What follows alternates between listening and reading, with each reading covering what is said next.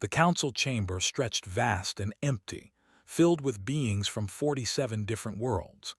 Ambassador Min stood at the human podium, his dark suit simple compared to the elaborate robes and armor worn by the other delegates.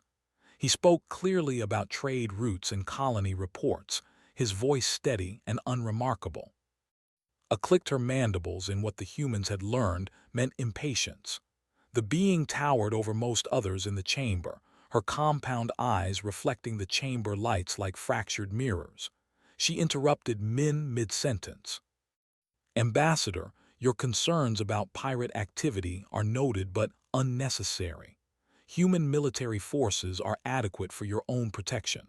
The Council has larger matters to address. Min paused. His aide Wu stood behind him with a data pad, her face carefully neutral. The ambassador nodded slowly.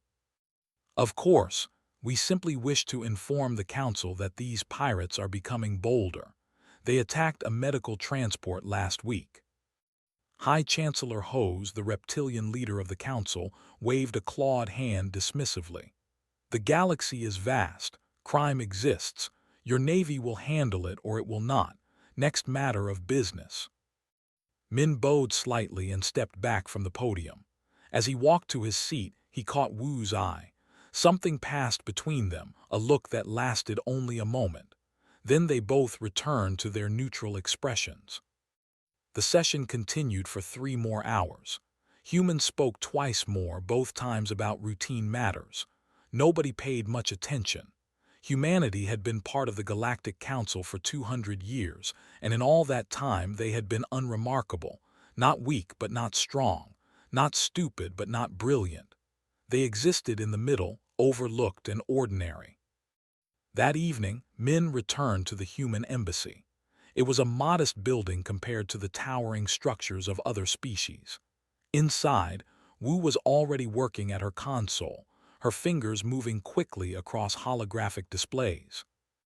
The message went out 6 hours ago, she said without looking up. All ships have acknowledged. Min nodded and poured himself water from a simple glass pitcher. How long until the first departures? Colony ship New Dawn lifts off in 20 minutes. The military vessels will follow within 48 hours. All civilian transports have been scheduled. And the stations? Everything valuable is being packed. Everything else will be left running.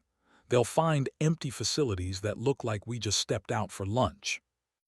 Min allowed himself a small smile. 200 years of preparation. I wonder if they'll even notice at first. 3 days later, Captain Haywon stood on the bridge of the defense frigate Eternal Horizon. She was a compact woman with sharp eyes and graying hair pulled back tightly. Her ship had been patrolling the outer rim for 6 months, protecting trade convoys and chasing pirates. The message arrived encrypted, the codes changing every few seconds. When it finally decoded, it contained only 3 words and a set of coordinates. Protocol silence, return home. Haywon looked at those words for a long moment. Then she turned to her crew. Navigation, set course for the coordinates. Maximum speed. Communications, send acknowledgement code Theta 7, then shut down all external channels. Her first officer, a young man named, looked confused. Captain, we're in the middle of patrol. We have 2 more weeks scheduled. Not anymore, follow orders. Within 6 hours, every human ship in Council space received similar messages. Military vessels, colony transports, private merchant ships, research stations. The orders were simple and absolute. Come home, now tell no one. The Galactic Council didn't notice for 5 days. There were thousands of ships moving through Council space at any given time. A few hundred human vessels leaving their positions seemed unremarkable at first. But then someone noticed that human ships weren't being replaced. Patrol routes sat empty. Trade convoys failed to arrive. Colony transports never returned for their scheduled supply runs. On the 8th day, High Chancellor Hose sent a message to the human embassy. It went unanswered. He sent another, silence. On the ninth day, a council inspection team visited the human colony on 4. It was a small world, home to about 50,000 humans who mined rare metals. The team found the mining equipment still running. The lights were on in every building. Food sat half-eaten in cafeterias, but every single human was gone. No bodies, no signs of struggle, no messages or warnings, just empty rooms and running machines. The inspection team reported back with growing alarm. Chancellor Hose ordered checks on every human facility in council space. The reports came back identical. Every colony, every station, every outpost, empty, abandoned, but not destroyed or damaged, simply empty as if thousands of people had vanished like ghosts. Ambassador Min's office in the embassy was found with his desk organized, his computer still logged in, his coffee cup still warm. But Min was gone. So was Wu. So was every other human in the building. On the 15th day, A stood before an emergency session. Her mandibles trembled with what might have been fear or anger. We have confirmed reports from every sector. All human presence in council space has ceased. Every ship has departed. Every colony is abandoned. Every diplomatic station is empty. We estimate more than 2 billion humans have vanished in less than 2 weeks. How is that possible? Demanded a delegate from the Empire. We would have seen such a massive movement. Our sensors would have detected it. They did detect it, A replied quietly. We simply didn't notice. Human ships have been moving for months, slowly, quietly. They filed proper departure notices. They followed all protocols. They just didn't mention they were all leaving at once. Chancellor Hose stared at the empty seat where Min used to sit. The human section of the council chamber looked strange now, like a mouth with missing teeth. Have we received any communication, any explanation? Nothing, Chancellor. Every attempt to contact human space has been ignored. Their communication networks are completely dark. It's as if they've drawn a curtain and stepped behind it. They can't just leave, another delegate protested. We have treaties, we have agreements. Apparently, said, her voice bitter, we don't. The emergency session lasted 18 hours. Theories flew back and forth. Had humanity been attacked? Were they fleeing some unknown threat? Was this a negotiation tactic? But deep down, many of them were beginning to understand the truth. This wasn't a retreat. It wasn't an escape.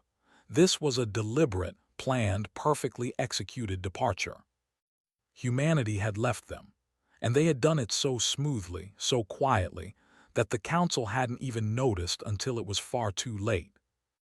Outside the council chamber, in the emptiness of space, ships that had once traveled human-protected routes found themselves suddenly vulnerable. Pirates who had been carefully kept in check began to move more boldly. Trade routes that had seemed safe for decades suddenly became dangerous. And in the silent void where humanity had once been, something was beginning to break. 2 months had passed since the humans disappeared. Admiral stood on the bridge of the Council's flagship Sovereignty, staring at casualty reports that made his blood run cold. 17 merchant vessels destroyed in the last week alone, 23 more missing, and those were just the ones they knew about. Where is the 4th Patrol Fleet? He demanded. His tactical officer, a 4-armed being named, manipulated the holographic display. They're here, Admiral, covering the sector, but look at the coverage area. The 4th Fleet is trying to patrol what used to be covered by the 4th, 7th, and 9th Fleets combined. And where are the 7th and 9th? The 7th is covering what used to be human patrol routes in the outer rim. The 9th is trying to protect the merchant corridor. But Admiral, we don't have enough ships. Humans had almost 300 vessels on routine patrol. We're trying to replace them with 60. His jaw clenched. For 200 years, human ships had been a common sight throughout Council space. Small patrol frigates, unremarkable and quiet. Nobody had realized just how many there were. Nobody had understood what they were actually doing. Now, with them gone, the truth was becoming horrifyingly clear. In the system, Chief Medical Officer paced outside the quarantine ward. A plague had broken out 3 weeks ago, spreading faster than anything they'd seen before. They were dying by thousands every day. "Have you found Dr. Sung-ho?" she asked desperately. Her assistant, a young named On, shook his head. "We've sent 17 messages to his last known location, all unanswered. We've tried to reach any human medical personnel. Nothing. They're all gone." But Sung-ho was the specialist on viral mutations. He wrote the textbook on plague response. "We need him." "I know," On said quietly, "but he's not coming." I wanted to scream. For 8 years, Dr. Sung-ho had worked alongside them, quiet and patient. He taught them new techniques, shared research, and always seemed to be there when medical emergencies arose. She'd never really thanked him properly. She'd always thought there would be time. Now he was gone, and her people were dying. Merchant Prince On watched his financial empire collapse in real time. The holographic displays showed red everywhere, losses mounting by the hour. Trade routes that had made him wealthy for 50 years were suddenly impassable. "What do you mean the jump gate is offline?" he shouted at his operations manager. "Sir, the gate at Theta Crossing is not responding. Neither is the one at Station, or Hubs 7, 12, and 23. Those are all in former human space." "Yes, sir." On pulled up the engineering reports. The jump gates were ancient technology, built long before humans joined the Council.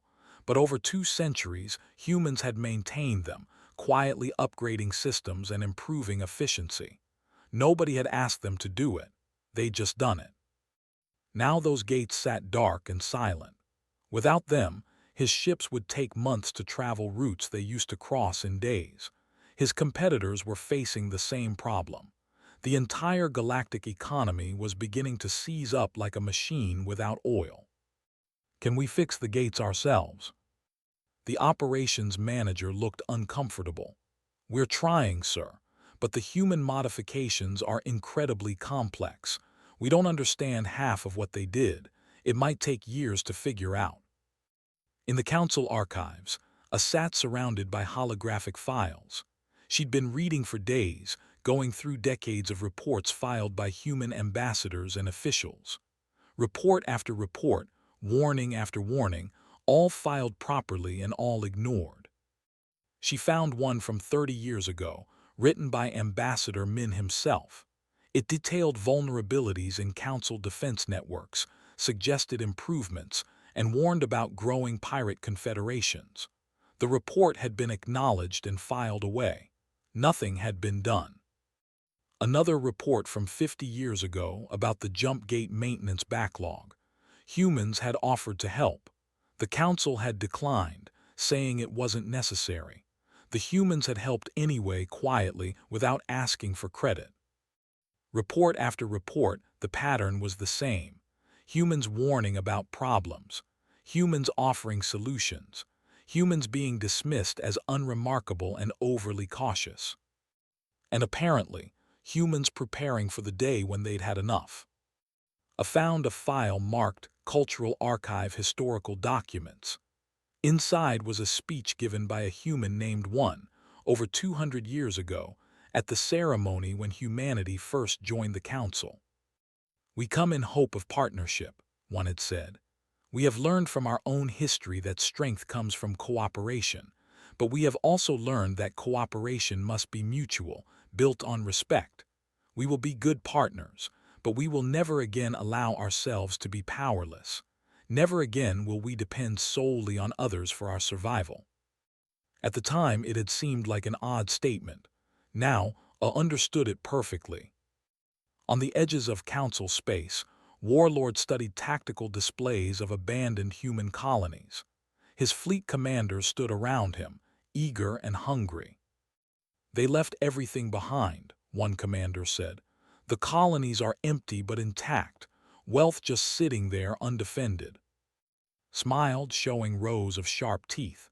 "Then we take what they abandoned, begin with the mining colonies, send the 3rd and 5th assault groups. 2 days later, his assault fleet arrived at the human colony on 4, the same one the Council inspection team had visited. His forces landed with overwhelming strength, ready to claim the empty facilities. The defense systems activated 30 seconds after the first landing craft touched down. Automated weapons platforms rose from hidden positions. Plasma cannons that hadn't been there 2 months ago opened fire with surgical precision. Defensive drones swarmed from underground bunkers. The human facilities, seemingly abandoned and helpless, became a death trap. Lost half his assault force in 4 minutes. The survivors retreated in panic, barely making it back to their ships. What happened? He roared at his surviving commanders. The colonies are defended, warlord. The humans left automated systems, military-grade defenses. Our sensors didn't detect them until they were already firing. Replayed the footage of the battle. The human systems fought with brutal efficiency, targeting command units first, then heavy weapons, then retreat routes. It was masterful, and it had all been planned in advance. The humans had known someone would try to take their abandoned colonies. They'd prepared for it. Back at the Council headquarters, Chancellor Hose received a message. It came through channels that should have been impossible to access, encrypted with codes the Council had never seen before. The message was simple: "You needed us, we didn't need you." It was signed by Ambassador Min. Hose read it 17 times, his hands shaking. Around him, the Council was fracturing. 3 species had already withdrawn their membership, no longer trusting the Council to maintain order. Economic collapse was spreading. Military forces were overwhelmed. Medical crises were going untreated. Communication networks were failing. Everything was falling apart. And only now did they realize that humans had been the quiet foundation holding it all together. The unremarkable species nobody paid attention to had been essential, and now they were gone. In his office, Hose looked at the empty chair where Min used to sit during private meetings. They'd shared drinks in this room, discussed matters both important and trivial, but Hose realized now that he'd never actually listened. Not really. He dismissed human concerns as overly cautious. He'd ignored their warnings as alarmist. He'd taken their help for granted and never acknowledged their contributions. And Min had known. The humans had all known. They'd seen exactly how the Council viewed them. So they'd prepared. For decades, perhaps centuries, they'd quietly built contingency plans. They'd made themselves indispensable while ensuring they could survive without the Council. And when the moment came, they'd executed their departure with a precision that was breathtaking. Hose finally understood the message. The Council had needed humanity, but humanity had never needed the Council. 6 months after humanity vanished, the Galactic Council was dying. Not quickly, like a ship exploding in space, but slowly, like a tree rotting from within. In stood at the window of her chambers, watching ships arrive and depart from the Council station. There were fewer every day. Her feathers, normally a brilliant blue, had faded to a dull gray from stress and lack of sleep. "Another withdrawal notice," her aide said quietly, handing her a data pad. And didn't even look at it. "Which species this time?" "The Collective. They're taking their 12 systems and forming an independent alliance. That makes 11 species who left the Council in the past 2 months. 11 out of 47. More than 20% of the Council gone, and more were considering it, and could see it in their eyes during sessions. The fear, the loss of faith. The Council had promised order and protection, but without the humans, it couldn't deliver either." In the system, Cargo Hauler watched his fuel gauge drop toward empty. He'd been waiting at the jump gate for 6 hours, but the quantum mesh communication system was down again. He couldn't get authorization to dock at the refueling station. "Come on," he muttered, tapping his console. "Work, you worthless piece of—" The system flickered to life, then died again, slammed his fist against the console. The quantum mesh had been perfect for decades. Now it failed at least once a day, sometimes more. Ships were stranded. Messages were lost. The entire communication infrastructure was falling apart. He'd heard the rumors. Humans had designed most of the mesh upgrades. They'd maintained the core systems. And when they left, they'd taken all the documentation and expertise with them. Nobody else knew how to fix it properly. Technicians were trying, but it was like asking someone to repair a machine when they didn't even understand what half the parts did. On the frontier world of Prime, Warlord watched feeds from his spy drones. After his disaster at 4, he'd been more careful. His forces had spent weeks scouting abandoned human territory, looking for undefended targets. They'd found none. Every human facility, every colony, every outpost was protected by automated defenses. Some were obvious, weapons platforms and shield generators, but others were hidden, traps that activated only when someone tried to loot or occupy the facilities. "It's like they wanted us to try," his tactical officer said. "Like they knew we'd move in the moment they left." Growled low in his throat, the humans had predicted everything, not just his actions but the actions of every opportunist in the galaxy. They'd prepared for it all. But notice something else too. In his raids on undefended non-human worlds, he'd encountered much less resistance than before. Security forces were stretched thin. Response times were slower. Patrol fleets were always somewhere else, overwhelmed by too many threats. For decades, human patrol ships had been everywhere, appearing seemingly at random. Pirates and raiders had learned to be cautious because you never knew when a quiet human frigate might show up. Now those frigates were gone, and predators roamed freely. The galaxy was becoming a more dangerous place, and wasn't sure that was good, even for him. In the Council's Intelligence Division, Director reviewed classified reports that made his stomach turn. For months, his agents had been investigating human activities, trying to understand what they'd been doing before they left. What they'd found was staggering. "We've identified over 300 covert operations spanning the past 70 years, his chief analyst reported. Human Special Forces teams operating throughout Council space. Doing what? Everything. Rescuing slaves from illegal markets, assassinating war criminals, destroying pirate bases, disrupting smuggling networks, infiltrating criminal organizations." The analyst brought up mission files. "Here's a report from 40 years ago. Commander Dong led a team that freed 2,000 children from a slavery ring on Vex Prime. The operation was attributed to local law enforcement, but it was entirely human-led." Scrolled through the files.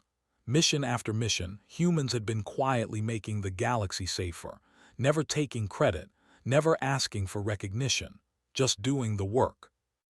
And now they were gone. The slavery rings were growing again. The pirate bases were operational. The smuggling networks were thriving. All the monsters that humans had been secretly fighting were crawling out of the shadows. "Did the Council know about any of this?" asked. "We filed reports. They were classified and archived. I don't think anyone actually read them." Felt sick. The Council had dismissed humanity as unremarkable while humans were literally saving lives throughout the galaxy, and nobody had even noticed. Sat in the archives late at night, reading everything she could find about human culture. She was trying to understand. Why had they been so prepared? Why had they left so completely? She found old records from before humanity joined the Council. Earth's history was violent, full of wars and suffering. But there was a pattern she noticed in their cultural works, their literature and films and art. Humans feared being helpless. They feared depending on others who might fail them. Every human story about apocalypse ended the same way, humans surviving through preparation and determination. One document caught her attention. It was written by a human named One, who died almost 2 centuries ago. He'd been one of the first ambassadors to the Council. "We will stay as long as we're valued," one had written. "But we will never be trapped again, never helpless, never dependent. If we must leave, we will leave on our own terms, and we will survive." And realized that humanity had been preparing to leave since the day they arrived, not because they wanted to, but because they refused to be vulnerable. They'd built a backup plan, a hidden civilization, an escape route. And when the Council proved it didn't value them, they'd activated that plan without hesitation. On the edge of explored space, something else was happening. Council deep space monitoring stations were detecting unusual readings, ships moving in the dark between galaxies, unknown energy signatures. Admiral studied the reports with growing dread. "How long have we been seeing these readings?" he asked. "For months, Admiral, since shortly after the humans left, but the pattern is becoming clearer. These aren't natural phenomena, these are ships, massive ones." "Coming from where?" "Dark space, beyond the galactic rim." Felt cold. There were legends about things that lived in dark space, old enemies that had attacked the galaxy before ago. The Devourers, they were called in ancient texts, machine intelligences that consumed entire civilizations. But those were just legends, weren't they? He pulled up old survey maps and felt his blood freeze. The areas where these strange readings were appearing were along the galactic rim, and scattered throughout those areas on the maps were markers labeled Human Early Warning Station. There were dozens of them, small, automated outposts that humans had built in deep space over the centuries. The Council had approved them without really paying attention, just another unremarkable human project. Now those stations sat silent and abandoned, and beyond them, something was moving in the dark. "Get me every deep space scan we have from the past decade," ordered. "I want to know what the humans were watching for." The data came back 6 hours later. Spent the night analyzing it, and by morning he understood the horrifying truth. For decades, possibly longer, humans had been monitoring something beyond the galaxy. They'd built early warning systems. They'd positioned sensors. They'd been watching and preparing. The humans hadn't just been protecting themselves from the Council. They'd been protecting the entire galaxy from something the Council didn't even know existed. And now they were gone. The Watchers had left their posts. The early warning system was silent. Stood before an emergency council session the next morning, his voice grim. "For years we thought humans were overly cautious, unremarkably paranoid. We were wrong. They weren't protecting themselves from us. They were protecting all of us from what lies beyond our borders, and now that protection is gone." Chancellor Hose stared at the star maps showing the approaching signals. "How long do we have?" "Unknown, days, weeks, maybe months if we're lucky." "And can we stop it?"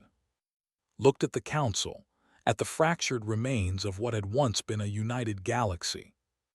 "Not without the humans," he said quietly. "We can't stop it without them." 1 year had passed since the humans vanished. Ambassador Al stood on the bridge of the exploration vessel Last Hope, watching space fold around them as they jumped to yet another set of coordinates. This was their 47th jump into uncharted space, following quantum signatures that might lead to humanity. Or might lead nowhere. "Anything on sensors?" she asked. Her science officer shook his head. "Nothing but background radiation. If humans are out here, they're hidden well." Al had volunteered to lead this mission over the objections of her family. She was a minor ambassador from a small species, insignificant in council politics, but she'd known Ambassador Min personally. They'd shared meals together, talked late into the night about philosophy and art. She'd liked him. She also understood, better than most, why the humans had left. "Continue the search pattern," she ordered. "Check every system within range." Behind her ship followed 5 others, the best vessels the fractured council could spare. It wasn't much, but it was all they had. The galaxy was falling apart, and this small fleet was their last desperate hope. 3 days later, they found something. Not a planet or station, but a quantum wake, like footprints in space. Something massive had passed through recently. "Follow it," Al commanded. The trail led them deeper into uncharted space, through regions no council ship had ever explored. It was dangerous work. Their maps were blank here. They could jump into a star or a black hole and never know until it was too late. But they kept going. On the 8th day, they emerged from a jump to find themselves surrounded.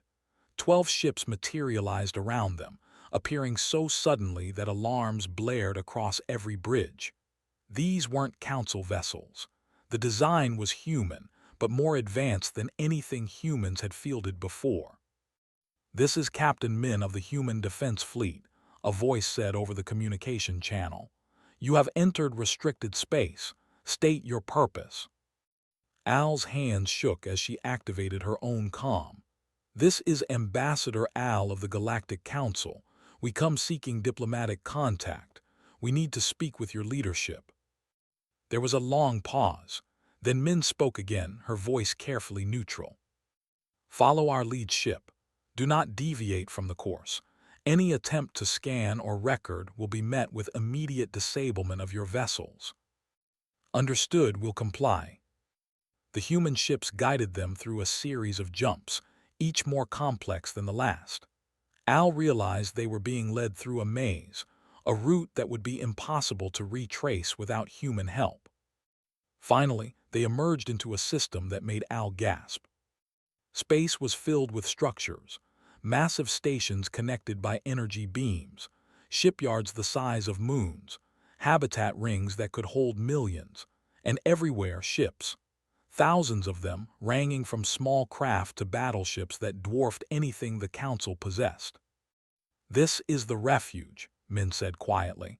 "One of 12 hub systems in human independent space.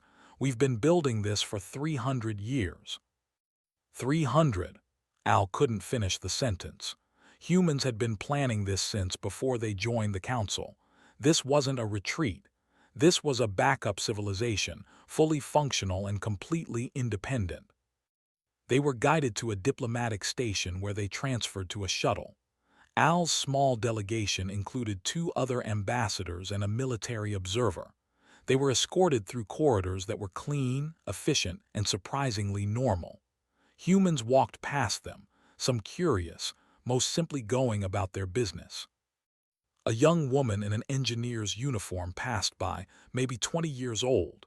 She glanced at the aliens, smiled politely, and continued on her way.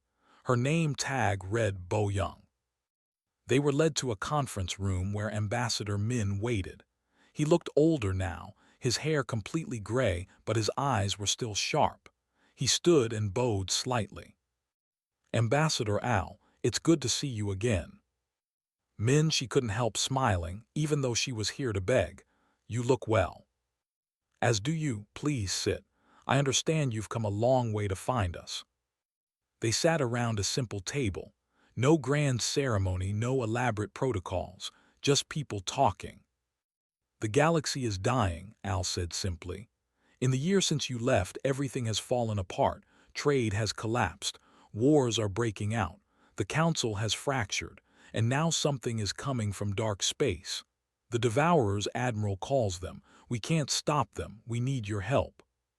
Min listened without interrupting. When she finished, he was quiet for a long moment. "Tell me," he said finally, "did anyone in the Council ever thank humans for our service? For the patrols we ran, the systems we maintained, the problems we solved?" I don't know. I don't think so. In 200 years, no one ever acknowledged what we contributed. When we warned about threats, we were dismissed.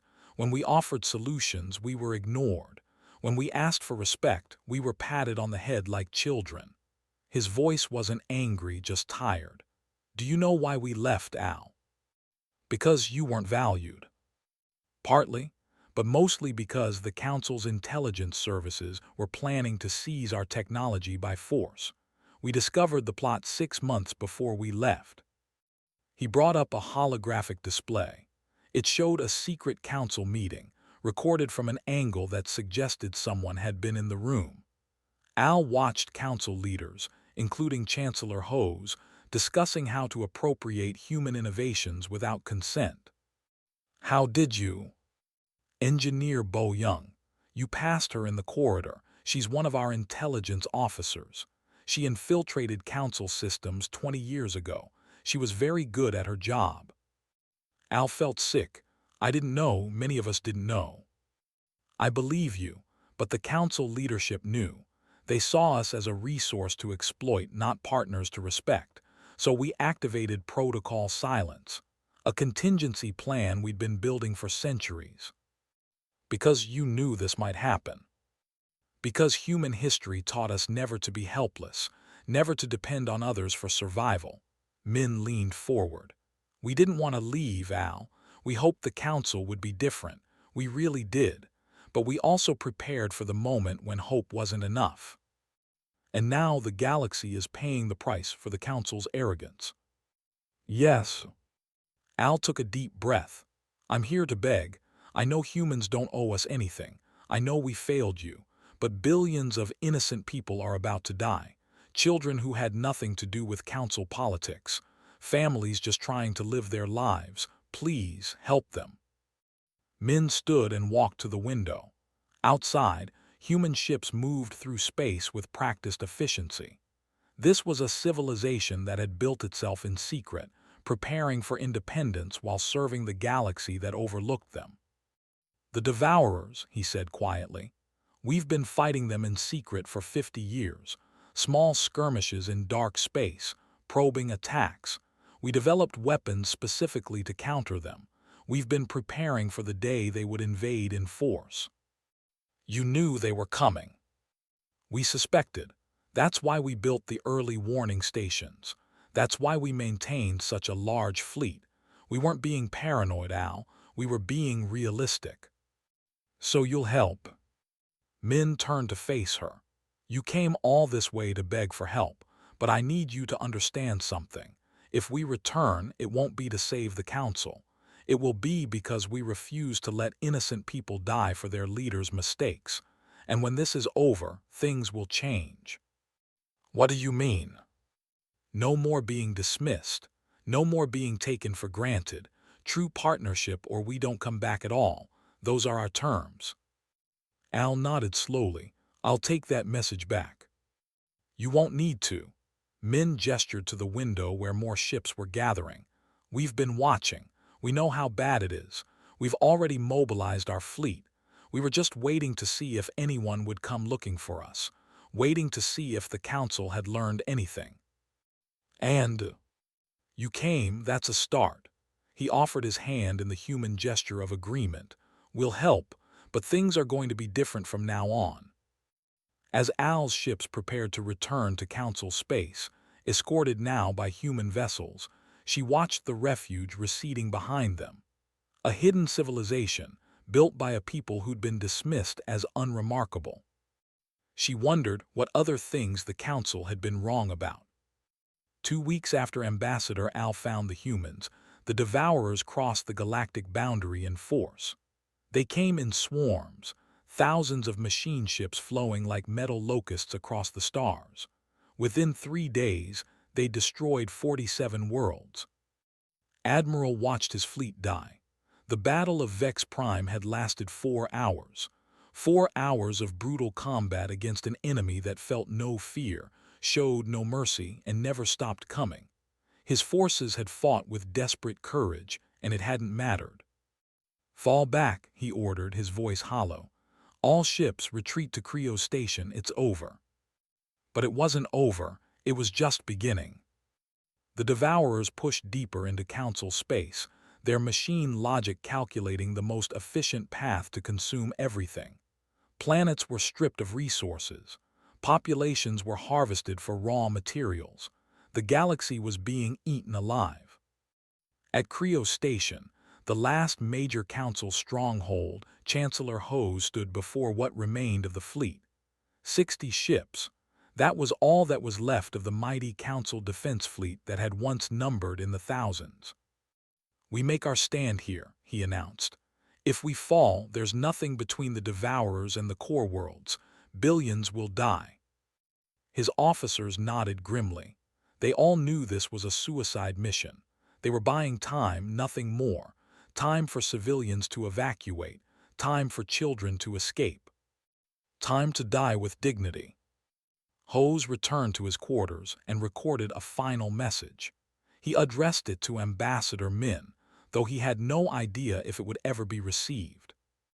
"We were wrong," he said to the camera. "About everything, about you, about ourselves. We took you for granted and dismissed your worth. Now we're paying the price, and so is the galaxy. If somehow you receive this, if any humans survive, I'm sorry. We were fools, and I hope you can forgive us, even though we don't deserve it." He sent the message into the void, not expecting an answer. The Devourers arrived at Creo Station 12 hours later. Their ships filled an endless tide of metal and death, gave the order to engage, and what remained of the Council fleet threw itself into battle. They fought magnificently. Ships that had never fought together before coordinated like veterans. Crews pushed their vessels beyond safe limits. For 30 minutes, they held the line. Then the Council ships started dying. One by one, explosions blooming in space like terrible flowers. Watched his fleet disappear and knew the end had come. The Devourers were converging on Creo Station itself when space split open. At first thought it was a sensor malfunction. Then he saw them, ships emerging from by the hundreds, then thousands. Human ships, but not the modest vessels he remembered. These were warships, true battleships, massive and powerful. At their head flew the flagship Unbroken Promise, larger than anything the Council had ever built. On its bridge stood Admiral Young-ho, his uniform crisp despite the long journey. He looked at the desperate battle unfolding around Creo Station and smiled grimly. "All ships engage the enemy. Formation Delta 7. Show them what humans can do." The human fleet crashed into the Devourer swarm like a hammer. Their weapons were different, advanced beyond what the Council had seen. Energy beams that tore through Devourer hulls, missiles that thought for themselves, shields that bent space itself. But it was the tactics that were most impressive. The humans fought with a precision that suggested they'd done this before. Ships moved in perfect coordination, each one supporting the others. They targeted Devourer command nodes first, then their supply vessels, then their weapon platforms. They weren't just fighting. They were dismantling the enemy systematically. On the Sovereignty watched in stunned silence. How are they doing this? His tactical officer pulled up analysis data. "Admiral, their technology is generations ahead of ours. And look at their formation patterns. They've fought the Devourers before, many times." "How long?" "Based on their efficiency, decades, maybe longer." Realize the truth. While the Council had been dismissing humanity as unremarkable, humans had been fighting a secret war against the Devourers in dark space, learning their weaknesses, developing counter-tactics, preparing for this exact moment. Captain Haewon, now an admiral herself, commanded a battle group on the fleet's right flank. Her ships moved like dancers, weaving through Devourer fire and striking with devastating precision. She'd spent 30 years fighting these machines in the dark. She knew them intimately. "Target the power cores," she ordered. 3-shot burst pattern, make them count." Her ships fired in perfect unison. Devourer vessels exploded in chains, each detonation taking out 2 or 3 others. It was brutal and efficient. In the medical bay of the Unbroken Promise, Dr. Mi coordinated with her team. They were treating wounded Council personnel brought aboard during the battle. An officer stared at her in shock. "Dr. Sung-ho trained you," he said, recognizing her techniques. "He was my mentor," Mi replied. working quickly to save his life. He taught me everything about emergency medicine, including how to treat physiology. We looked for him when the plague struck. We needed him. He wanted to help, but he had orders. I'm sorry. She finished the procedure and moved to the next patient. But we're here now, and we'll save everyone we can. The battle raged for 6 hours. The Devourers fought with machine persistence, but they were being beaten. For every human ship destroyed, 10 Devourer vessels died. The tide had turned. Admiral Young-Ho opened a channel to all Council forces. This is Admiral Young-Ho of the Human Defense Fleet. We're broadcasting tactical data to all Council ships. Follow our lead. We've done this before. We can win this. Found himself taking orders from a human admiral, and he didn't care. Young-Ho knew what he was doing. The Council forces integrated into human formations, and suddenly they were winning instead of dying. By the 10th hour, the Devourers began to retreat. By the 12th hour, they were fleeing. The human fleet pursued them mercilessly, driving them back toward the Galactic Rim. In the aftermath, silence fell across Creo's station. The station was damaged but intact. The fleet had survived, and surrounding them were thousands of human ships, quiet guardians that had appeared when all hope was lost. Ambassador Min arrived on a shuttle, accompanied by young Bo Young, who'd been promoted to senior intelligence officer. They met with Chancellor Hose in a damaged conference room where emergency lights flickered. Hose looked older, broken. You came. Did you think we wouldn't? Min asked gently. I didn't know. We don't deserve your help. No, you don't. Min's voice was firm but not cruel.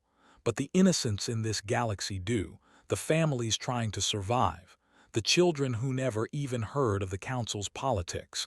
We didn't come back to save you, Chancellor. We came back to save them. I sent you a message, an apology. I received it, and I believe you mean it, but apologies aren't enough. Min gestured to Bo Young, who brought up holographic displays. We need real change. No more dismissing contributions. No more taking partners for granted. No more assuming humans will just accept whatever treatment you give us. What do you want? Partnership, real partnership, equal voices, mutual respect, a new council built on cooperation, not hierarchy. Min's expression softened slightly. We don't want to rule you, we never did, we just want to be valued for what we contribute. Hose bowed his head. You'll have it. I'll see to it personally, and if I can't convince the council, I'll resign and help you build something better. That won't be necessary. The council has learned its lesson. Min looked out at the stars where human and council ships now flew together. We all have. Over the following weeks, human fleets pushed the Devourers back systematically. Dr. Mi shared medical advances that saved millions. Engineers like Bo Young helped rebuild damaged stations and restored the quantum mesh. Human patrol ships resumed their routes. Once again, the quiet guardians nobody noticed until they were needed. But things were different now. Council species thanked human crews when they arrived. Diplomats listened when human ambassadors spoke. The word unremarkable was never used to describe humanity again. 6 months later, Ambassador Al stood before a new council session. The chamber had been rebuilt and there were changes. The human section was larger now, with seats for multiple ambassadors. And when Min spoke, everyone listened. We've drafted a new treaty, he announced. One based on mutual respect and shared responsibility. Every species contributes according to their strengths. Every voice is heard equally. And if any member feels disrespected or exploited, they can leave freely without fear. The treaty was approved unanimously. Years later, an elderly Bo Young taught a class of young people from a dozen different species. They sat in a classroom on Creo Station, rebuilt and thriving. Can anyone tell me the most important lesson from the vanishing? She asked. A young student raised her hand. That we needed the humans more than they needed us. That's part of it, but there's something deeper. Bo-young smiled. The real lesson is this: the greatest strength isn't power or numbers or weapons. It's the willingness to walk away from those who don't value you, and the wisdom to come back for those who need you, even if they don't deserve it. Another student, a young member of A species, spoke up. My grandmother told me humans could have let us all die. Why didn't you? Because that's not who we are, Bo-young said simply. We prepare for the worst. We build contingencies. We make ourselves strong enough to survive alone. But we do all of that so we can choose to help others, not because we have to, but because we want to. She looked out the window at ships passing by, human and alien vessels flying together. We vanished in silence. We watched the council shatter. We saw the galaxy tremble. And then we came back, not as saviors or conquerors, but as partners, as equals, and that made all the difference. The lesson ended and students filed out discussing what they'd learned. Bo-young stayed behind looking at the stars. She remembered the day humanity left, the careful planning, the quiet execution. She remembered the fear that they'd made a mistake. But they hadn't. Sometimes you had to leave to teach others your worth. Sometimes you had to let things break to build them better. Humanity had vanished in silence. The council had shattered. The galaxy had trembled. And then together they'd built something stronger than before. Something built on respect, not convenience. Partnership, not exploitation. Something worth staying for.